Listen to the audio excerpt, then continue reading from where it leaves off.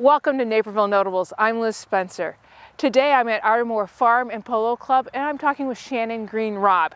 And we're finding out how she's blending this magnificent space with music to build community.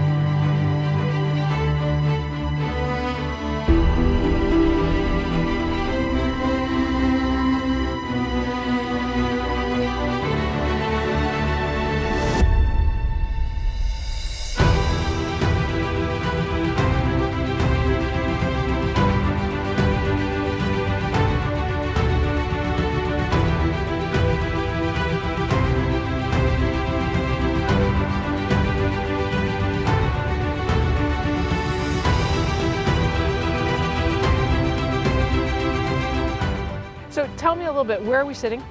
This is Arranmore Farm and Polo Club.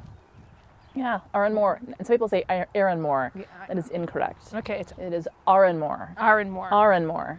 Arranmore. I would, well, sometimes it's, think like a pirate, like Arr, But it's really, the name Arranmore is taken from the island Arranmore off the coast of Ireland, Nice. off the northern coast of Donegal, that my great-grandmother was born. She was born there.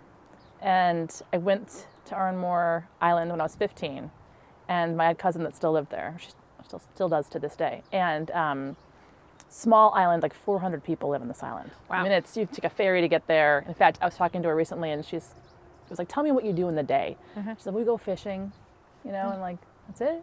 You go to the movies?" She's like, "No, there's no movie theater on the island." Like, what if you need to go shopping? Well, we can get in the ferry to go buy socks. I'm like, oh my goodness, you have to like plan the day out to go buy socks, But anyway, so I was, when I was 15, we were there, and we went to a friend of hers, and I walked in, and the mom looked at me and she goes, "Oh, you're Bridget McCauley's great-granddaughter, aren't you?" And I was like blown away, because it was just the coolest thing for me, because it was this place of belonging and connection that I had never had before, and we hung out on the island. We remember we were dancing and doing cartwheels on the beach at like 4 a.m, which was totally new. You don't get to do that here, No, as a 15-year-old, and it was this really amazing, beautiful place that I felt connected to. And so my dad actually named this Arranmore Farm in 1999, and about 10 years ago I started the not-for-profit and also named it Arranmore, for me in a different way, for that sense of connection. That's awesome. So I like it when names have meaning and they're kind of cool and people want to know what it is. yeah, yeah. So we've got two entities that we're going to I want to talk about. I want to talk about the not-for-profit, which is the arts part of it, and then kind of how that connects to the farm, because I think you've done a nice job of connecting the two and kind of bridging. So let's talk a little bit about Arranmore Arts. What is it? Give me a little bit of sense of it. And Arranmore Arts is like an organization that really kind of was created to expand the cultural side that I think I kind of brought in my own life, but out to this area. It's really about connection between dance, music, theater, visual arts, and the notion of having people live inspired. That's the motto. And so for me, it's pushing people outside, everybody, even students that we come in contact with or audience members or whatnot, pushing them a little outside their comfort zone, because to me that's like where the magic happens. If someone kind of walks in and goes, "What is that? Oh, that's really cool." Like that to me is, it takes you out of your everyday life. It's not you just going to the grocery store or dry cleaners and picking the kids up at school, but it's this place that people connect and create unique memories. So. And you were connecting through your not-for-profit, or are we connecting out here with an event, or both? I think both. Okay. I think both. I think it depends if we're doing educational programs with kids. It's having kids do new things they didn't know that they could do. It's having them kind of expand their comfort zone. Try something different. Working with a professional artist, making something that they just came up with someone else. And then translating it out to the events that we've done, it's about community in that way as well. If it's people who are meeting each other at the event, if they're neighbors or their friends, or the artists are also the community. You know, we were handpicking musicians and vocalists for our Cab series, and some of them don't know each other. And Nice. we just create this one night. So it's kind of this new sense of taking something and throwing it on its ear and seeing what happens. Well, I like the fact that it spans. It's not just for kids. It's not just for adults. They kind of get everybody gets the benefit. That's the cool thing for me, like especially for the Cab series. You know, you'll have 6-year-olds dancing with their grandmas, and it's just it reminds me of being a little kid. We always had these 4th of July parties when I was growing up, and that was my favorite part of it. You know, we'd all have our cousins, different ages, their great aunts, whatever. It didn't matter. Everybody just kind of came together and just had a great time. And that's what I think is kind of starting here, which is exciting. That's nice. Yeah. Now, you grew up here in Naperville. I did. Yes. Born and raised. Born and raised. Born and raised, Edward Hospital. Yeah, so I went through the public schools, Highland School, Madison, Naperville Central until my junior year, where I was doing music. I was doing musical theater in the chorus. I was actually accompanying and helping out, and kind of wanted a little bit more. So I was thinking about it. I was thinking about it, and I found the Chicago Academy for the Arts, and before computers. So I was thinking about it the other day. I'm like, how did I find this place? And I think I called the operator, and I was like, hi, where's this school? That's a high school in the city. Yeah, maybe you read about it first in the paper. Something, Right. And so I set up an audition. I didn't tell my parents because I'm kind of a big Do-it-yourselfer? Yeah, and I was afraid to fail too, right? I didn't want to tell anybody. So I got a friend to drive me down for an audition, and I auditioned as a piano major. I got in, and so I commuted for the next 2 years to Chicago. Now, are you the only musician in the family, or did mom and dad have some musical talent they bring in there, or did it all just kind of? My dad plays guitar, 4 chords. He's really good at those 4 chords. That's awesome. My kind of guy. Yeah, he's real good. I'm about 1 or 2 note person myself. Exactly. Yeah. My mom did a little visual art. Okay. So it was, music was always around in the house. Okay. Put it that way. So they had appreciation for They it. had a ton of appreciation. Yeah, we would have parties. I wouldn't have parties. My parents would have parties, and friends would come over and they'd sing and, play this, Shannon, play this. And I would just follow along, and it was great fun. Yeah. Yeah, so I just kind of wanted to see if there was, some big background of music, if you were trailblazing for it here. I don't know if I'm trailblazing. But because the Chicago School of Performing Arts, that's a fairly big deal. It was a little bit, for the school itself, it was one of a kind in the city, and during that time period, not overly, it was unique to have somebody go there. It was unusual to say, my last 2 years in high school, I'm going to go have this artistic experience. Right, and it was great fun. I mean, there was I was learning music theory and music history and taking jazz lessons, and it's just and performing all over the city that I would have never had the opportunity, out here. So it was really, and meeting people from all over as well. There were so many kids that would commute in, so it was really exciting. Excellent, and piano was your thing. Piano was my thing. I also took voice lessons just because I thought it was fun. But I'm definitely I'm much more comfortable behind the piano, for sure. Well, fair enough. For sure. So at that time, what were you thinking about doing with all this music besides enjoying life, which is a good thing? A good thing. I definitely saw myself as a performer. Back I'm just dating myself this whole time. Okay. Arsenio Hall, Star was the keyboard player for Right. I was like, I could do that. She had curly hair. I was like, I could do that. That'd be good. So that's what I really thought I was going to do. And from the academy, I went to Berklee College of Music, piano performance scholarship, and loved it there. It was very challenging. It was challenging in a way where I came from the academy where it was, dance, music, theater, visual arts. And you can see how that now represents itself in Arranmore. Right. But and then going to just a music school, because it was just so narrow-minded. Right. It was people talking about analyzing music at dinner, or what percussionist has the best groove at lunch, and it was so hyper-focused. So I missed that piece of it. But in February, I tore all the tendons in my right hand, and I couldn't play for a long time. Tragedy struck would be Yeah, it was a big blow. And actually, I had improper treatment in Boston, and then came home and saw a doctor at Northwestern, and they said I couldn't hold a pencil for a year and I couldn't play piano for 3 years. Wow. So it's kind of now what? Now what? Right, now right. What do I do? Right, I had this dream, I could see myself, Yep. and now that's a big blow, especially at a young age. You have to kind of regroup. Yes, yeah, it was tricky. I mean, it was, when it all happened, it was definitely, I kind of felt like, okay, wow, I'm over. It's done. What do I do? Right, yeah, I'm gonna go. Yeah, so then I loved school. So if I'd be the perpetual student if I could, I'd still be in school if I could.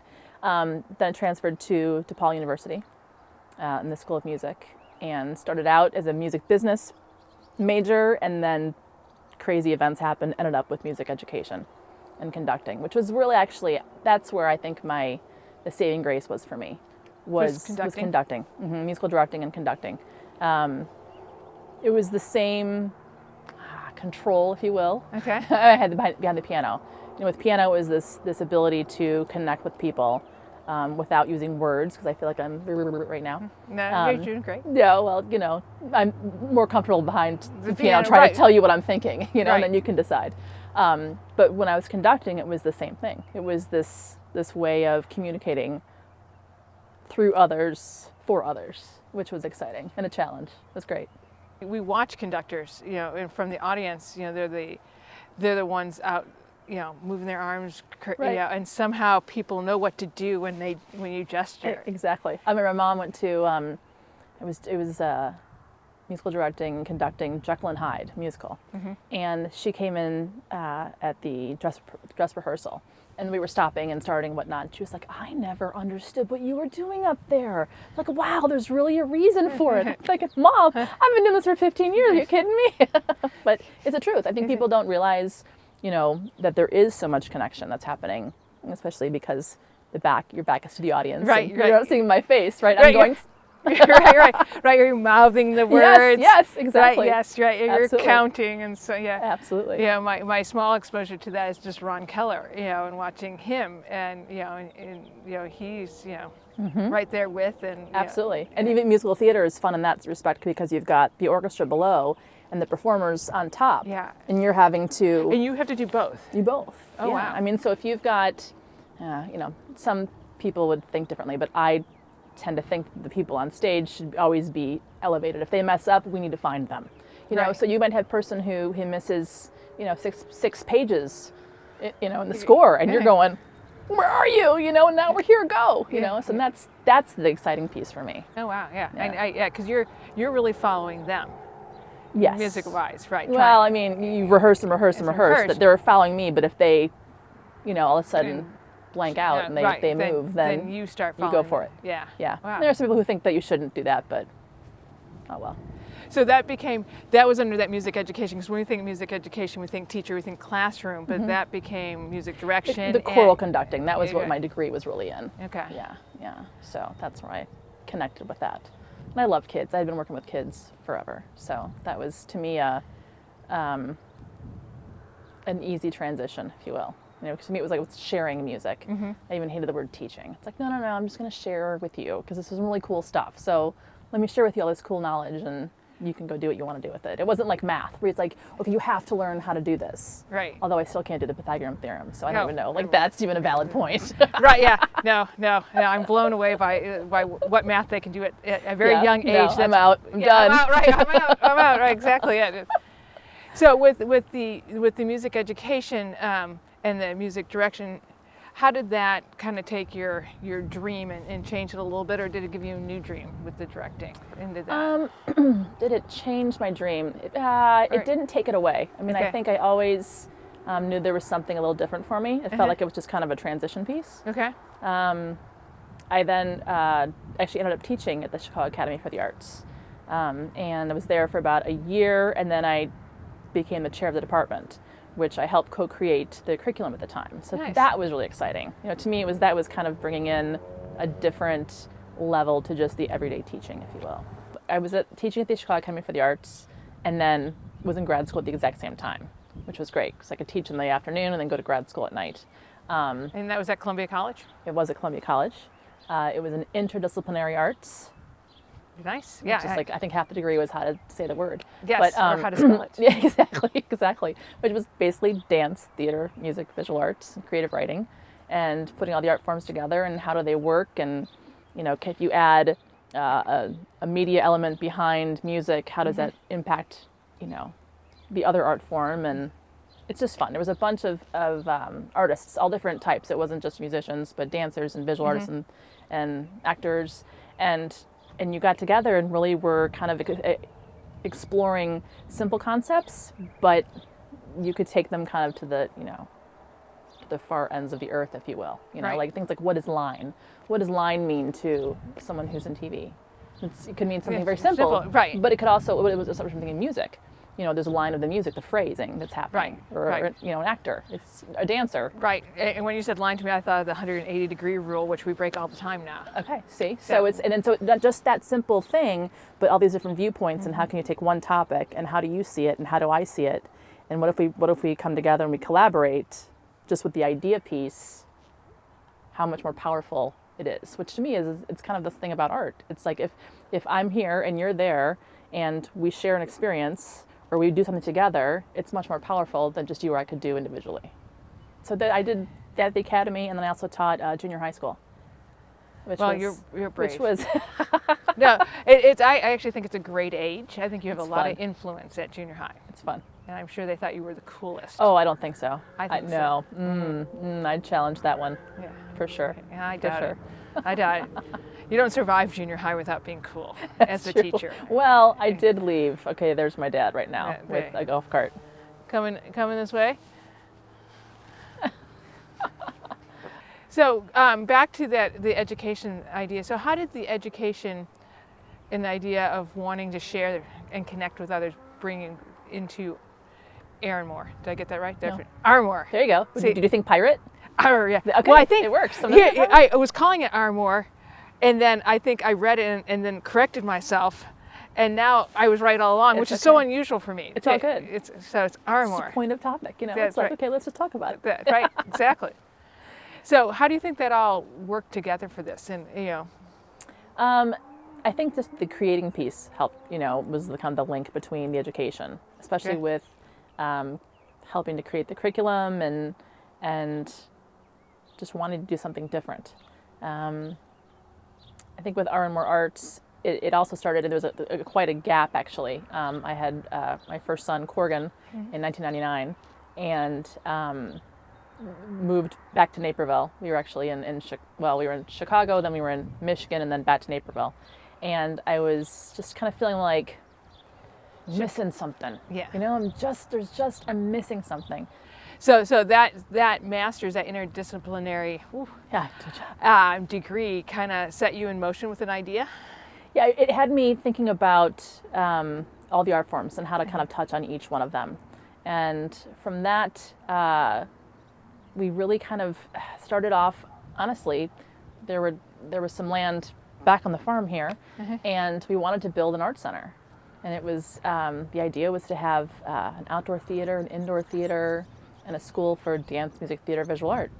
And we kind of started on this road of okay, how are you going to make this happen? And I kept joking, I think I needed to find a book for dummies, how to start an art center for dummies, because there's really no really roadmap out there. So I traveled the country as best as I could, and friends who go on business trips and be like, hey, just pay the airfare and you can crash on my couch in the hotel room. I did that several times. Visiting art centers and asking, like, what'd you do? How'd you start this? What's it like? And we were starting to kind of go down the road of that when we started our cabaret, now called Cab series. Yes. To really show people kind of what we wanted to do. And then the economy tanked, and I think there are very few people who want to support building a multi-million-dollar arts facility. So we decided to do kind of grassroots thing, which actually I think serves me in a much better way. And I think it's more fun, honestly. It is, right. It's smaller, it's contained. Right. Yeah, when you get multi-million dollars, right, yeah, you get too many people who have stakes in it, and then suddenly your stake is gone. Is gone. Right, yeah. And all you really wanted to do was kind of have a place to bring people together. Exactly. And this way I think it started with people were more collaborative. because it was, finding that win-win, So here's what's your need and what's my need, and hey, wait a minute, we can make this happen, which I think my training from grad school really helped facilitate. It was, I think some people are nervous to collaborate or they're anxious, and if you can come in and you can work together, it's kind of cool. Well, and I think the nice thing is that it's creative, it's short term. It's not like you're entering into a partnership where you're owning property or sharing it too much. But there is risk, but it's a different type of risk. Absolutely. And so that was Cab. That was pre-2008. So that was Cab really started in 2011. I think that was our very first Cab show. But we were toying with the idea of how do we kind of let people know who we are and what we're about. Arranmore Arts, I had to think. Good job. Not-for-profit started 10 years ago. 10 years ago. Okay. You do the math. You did the math. So where are we? Between 2006. Very good. So that began moving forward with that. When did you add the polo fields and all of that in and moving everybody out here? So we started really. I mean, the non-for-profit was established in 2005, and it took a while to kind of figure out what we were going to do, what's happening. But the first concert that we had was in 2011. Okay. And at the same time, we were also starting to bring in the educational programs. Right. We did a program with District 308 here in Oswego that really kind of set us off, where we really collaborated with the whole district, the fine arts chairs, and basically made 14 programs for high school students free. And we brought in Second City to do improv. We did a portfolio workshop, a digital imaging workshop, or digital painting. Just a bunch of things that they wanted to have, that we had relationships with artists in the city, so we were able to pull from them and create this entire big project. And it was great. It was all student work. We had a big performance at the end, and we published a book with their writings. And nice. Yeah, it was exciting. And that to me was kind of the goal. Again, it's bringing the skills and the creativity that the artists that we know to places who are in need of that, and making something together. Is it, when you and I chatted last week, you talked a little bit about that collaboration of the professional and the student, or the amateur, or however you want to coin that, but bringing that magic from the professional out here or to that student that really jazzes you. Yeah, I think I felt that when I was at school at the academy, where we were performing. I think we performed with Paul Schaefer from the Letterman show. Yeah. You know what I mean? And it was a different experience. I mean, you kind of were on your A game when you were with these people who were heavy honcho, heavy hitters. It was like it's a big deal. And I'd been with some incredible educators before. That's not to say that those people can't teach. I'm not one of those like those who don't teach, because I don't believe in that at all. But I think that there's a different energy that the students bring when they're with someone. They can go, that's I know that person. They just won a Grammy. Holy cow, I know that person. Wow, they show up differently. So that's kind of how we started to bring in professionals. So that's kind of our little niche, if you will. So we bring in professionals to help facilitate the workshops. I think we all need a little push, whether it be music, whether it be physical fitness, and striving to run faster. Exactly. You need a little something to aim for. Right. Outside of your comfort zone. Again, it goes Exactly. right to your comfort zone thing. Exactly. Yeah. Well, that's cool. Yeah. I like that idea. That's good. That's fun. Yeah. And so that's for your student group, mostly, that get to meet and greet with that, or are you branching that out to include everybody when they come here for a cab? Well, I think when they come here, there's this little bit of I like you kind of peek behind the the curtain, if you will. Yeah. And that's what we do again with Cab as well. They're some of the musicians or the vocalists will go down and dance with the kids in the little dance area here, Nice. and they love that. It's like it's at the end of the day, everyone's a person, and they've got something to say, and there's something amazing about them, and it's not this glorified, just because you're on a stage, it doesn't make you this unobtainable thing. It's like, no, they're a person, so how can we bridge that together? So I mean, a little bit at the cab, but probably more so with education. Recently I talked to a musician for another project, and he was saying how much the audience played a role for him, and how much he played to the audience, and it was a whole new perspective for me. I'm usually just the audience member, so I don't understand what I bring to a musician. In fact, Tori Amos has this great talk on it, which talks about it's almost like a circle. the musician will give out, but then at the same point will receive from the audience and then give back to the audience. And you can feel it in different audiences if you're on stage. There's some audiences that are fantastic, and it's like, yes, we feel good. There's this exchange of energy, and there's other times it just falls flat. And it's incredible how it can be hundreds of people, and still can be that different. Like for some reason, all those people came together, and the energy is not there as it was another night. That's kind of cool. It is kind of cool. I'm sure you hope for the more energetic. Absolutely. Yeah. That's all worth it. Yeah, if you have to really work that audience a lot harder. And then it feels fake sometimes if you're trying to work it so hard, But if it comes to you, it becomes this great reciprocal thing. That's actually kind of cool. Yeah. Well, I think that I know people who are very big music fans and want to go to the live concerts. For them, they feel that connection on the stage. Absolutely. Right there across, from the nosebleed seats all the way down. Right. And they can still feel it. They still feel like they're right there. Yeah. So right. I think Absolutely. that's awesome. Absolutely. So with Cab and the polo fields here, you've kind of separated companies now. This past year, when we started Cab, we never thought we'd be in our 5th season. I mean, it was really something like, hey, let's just try something. Let's do this. And we did one, and we were getting emails and phone calls of like, do it again, and like, okay, let's try this, And so we did it again, and it worked. And so we decided, let's do 3 a summer. Mm-hmm. And so we're on our 5th season of that, which is just, it blows my mind. Sounds so good until you start putting everything together, doesn't it? Exactly. Yeah. But we were doing Cab under Arranmore Arts, and we kind of wanted to do some more events. People were saying, hey, we're at this polo field, and I want to come to a polo game. Well, we could we're putting on events. We could do this. So this past year, what we did is we really separated the concerts. We moved them over to the for-profit company, and then kept the education piece for Arranmore Arts. And it's just a cleaner. It seems because events can easily overtake the education part of it. Correct. And they needed their own voice. They needed to say their own thing. Right. And this year we're adding Friday night series called Moonlight Mixer. I like that. Which will be kind of fun. So 21 and over. Okay. So I've had many parents say, "Oh, I love coming to CAG with my kids, but sometimes they could stay home." Yeah. So it'll be 21 and over. We'll have food trucks and specialty cocktails, and it'll be with established bands. Okay. Which will be kind of a different vibe. Still kind of bring your chairs and dance and hang out and that sort of thing, but a little different than Cab. Right, because this just very much has a Ravinia feel. Yes. Yeah, it's got the beautiful, well-kept lawn. Yes, they do an incredible job. Yeah, they do, and so much nicer than my lawn. Me too. Yeah, so you've got that feel. So is that every Friday?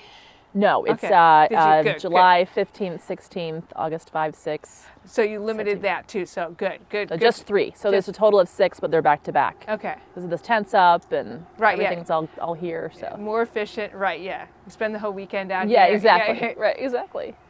And what's the goal with those events to bring something to this area that we're missing? Yeah, to me, it's to create community, and I think there's sometimes that word can be misunderstood. If it's sometimes I'll use community arts programs as like a lesser, and that's not what I'm trying to say by it. Right. But it's to me about creating the community among the people. Creating community with the artist and the audience.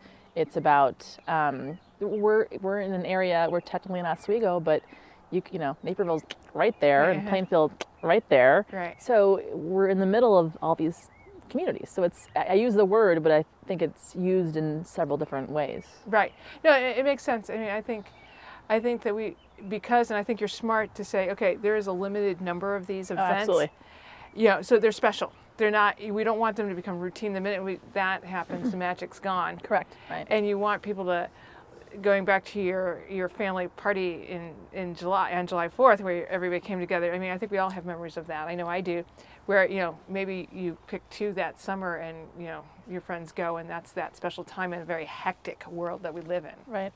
Yeah. So I think that's really neat. So it's fun, and we'll keep doing it until people want something different. I think it's a fun time. I love again where little kids can be here with their parents. Mm-hmm. And there's no chain link fences. That's something that we really fought for, and I think it's a gift. It's kind of cool to share. Mm-hmm. People come walk through the barns, and it's again being connected Right. You know, like Arranmore was for me on the island. Right. Yeah. Very nice. sharing Very that. nice. So you also do polo matches? Polo's been done here. It was a private club since '99, basically. And then last year was the first time that we opened it to the public. We did our first public polo game, you know, selling tickets and whatnot. And we had about 500 people. And it's pretty exciting. I mean, polo really was here. I grew up with polo. Okay. In Naperville and in Oak Brook. Right. And the past maybe 10 years, it's kind of dwindled down a little bit. Mm-hmm. The economy also had a huge part of that Sure. as well, you know. But to me, we're talking about that, you know, unveiling that looking behind the curtain. Right. You know, sometimes polo is misunderstood. Mm-hmm. You know, it's like, oh, it's that, you know, the pretty woman scene or whatnot, Right, you know, right. the hoity-toity thing. But Yeah. they're a bunch of cowboys. They're people, you know, they're people that love horses and love sport and kind of getting dirty, and they're fun. And so I want to share that with people as well. I think there's a place to get dressed up. I mean, Mm-hmm. sometimes in our society, there aren't many places that you can go and kind of get dressed up and be outside Mm-hmm. and experience those things. So I like that piece of it. We have a couple games that are a little more high-end, if you will. Yeah. a little bit But more we're doing dressed up. Wednesday polo every Wednesday at 5:30, and people can come and, you know, bring a carload, and we'll have a little, you know, golf cart with wine and beer, and we'll have food for sale. It just feels a little more authentic. I think it is another one of those things that we don't know much about, and so it's interesting. Exactly. And we get to, you know, from the horses to the skill set to the cowboy. So I Yep. would not have called him a cowboy, but Well, they're probably going to punch me after this for saying that, but No. that's what I think, though. It's the truth. it is. You know, Well, it's rough. It's the fast, connection right? with the horses. Yeah, I mean, it's- that's the other piece, too. I think some people just assume, oh, they're just out there, you know, playing the sport. It's like, oh, there's a huge connection. I mean, there's a huge connection between the player and the ride, you know, and the horse, which is cool. I think that's awesome, and I think coming off the Derby, I think, you know, people do still want to be connected with horses, even though most of us aren't. We're really, you know, very far away from a horse. Right. Not physically right here, but most people don't have that you know, access, if you would. So it's another gift I think you guys are bringing to us. It's fun. So what do you see as the future?